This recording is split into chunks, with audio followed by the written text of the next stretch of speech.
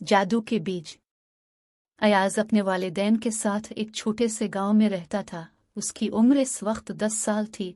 कुछ अरसा पहले एक खौफनाक जिन ने इसके वालिद को कत्ल करके उनकी सारी दौलत लूट ली। अब अयाज और उसकी वालिदा अकेले रह गए। अयाज की वालिदा लोगों के घरों में काम करती और वहां से जो कुछ मिल जाता दोनों माँ बेटा इसमें अपना गुजारा कर लेते।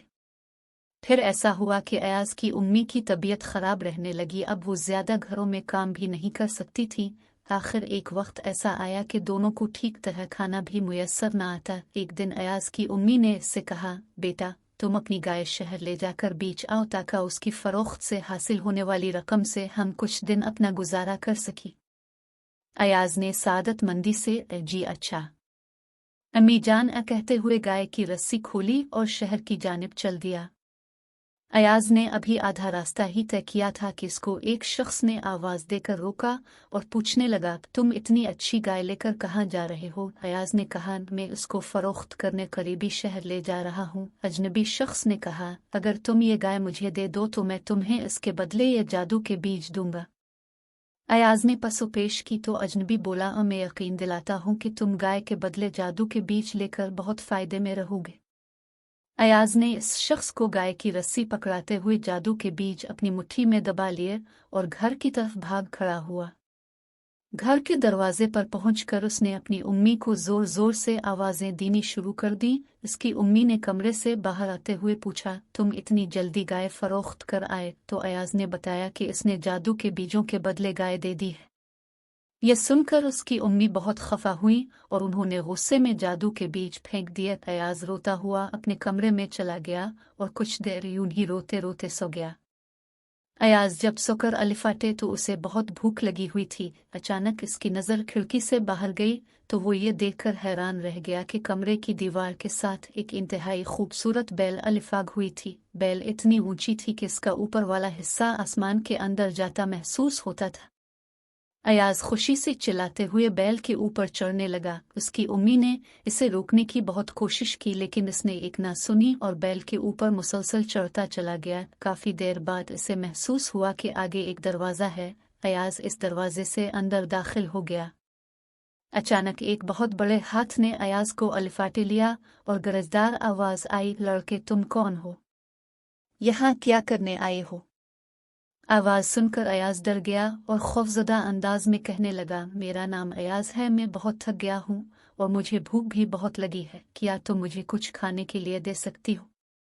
वो बहुत बड़ा हाथ दरअसल जिनकी बीवी का था। जिनकी बीवी बोली, खबरदार आहिस्ता बोलो, मेरे खावंद को इंसान पसंद नहीं, वो उन्हें देखते ही खा जाता है।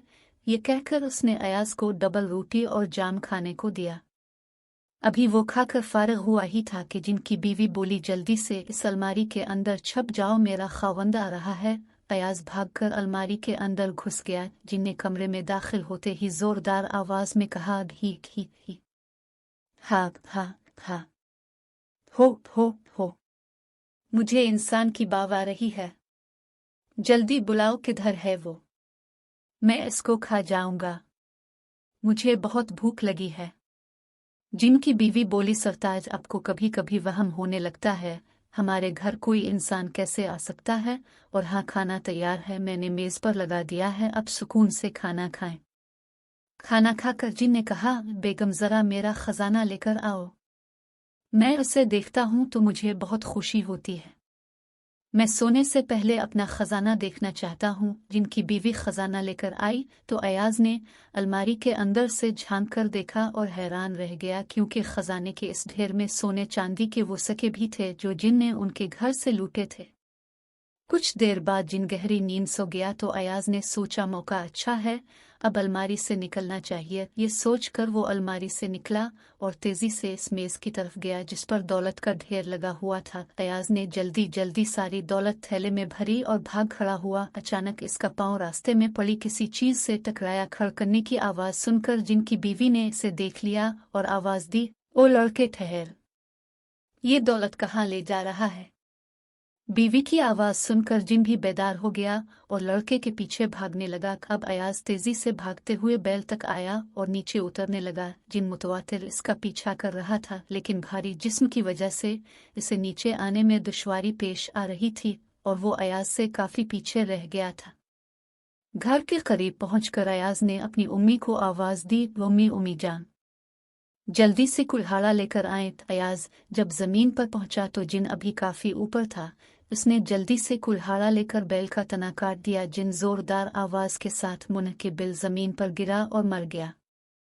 अयाज और उसकी उम्मी को उनकी दौलत वापस मिल गई। अब वो दोनों हंसी खुशी रहने लगे।